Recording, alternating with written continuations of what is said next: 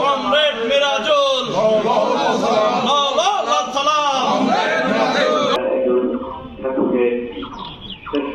এমন একজন ব্যক্তিত্বকে বিদায় জানাতে এখানে এসেছি, যিনি আমাদের এই ঠাকুরগাঁ শহরে একজন অভিভাবক ছিলেন এবং একজন যথার্থ ভদ্রলোক ছিলেন। তার রাজনৈতিক পথ এবং মতের বাইরেও সকল শ্রেণীর মানুষের কাছে তার সমভাবে সমান গ্রহণযোগ্যতা ছিল। তার এই সততা, নিষ্ঠতা এবং তার যে কর্মযজ্ঞ, এটার জন্য সৈয়দ মিরাজুল হোসেন স্যার আমাদের মাঝে আজীবন বেঁচে থাকবেন। ওনার এই জীবনের সমাপ্তি হলেও তার এই আদর্শগুলো থাকবে।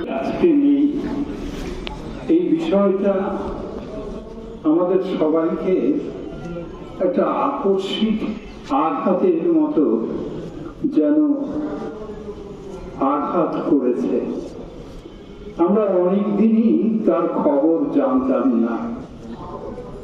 এই দুদিন আগেই আমার হঠাৎ করে মনে হয়েছিল মিরাজুল ভাই কেমন আছেন। আসলে মিরাজুল ভাইয়ের সঙ্গে আমাদের সম্পর্কটা এই সংবাদ কর্মী হিসাবে কাজ করতে গিয়ে হয়েছে।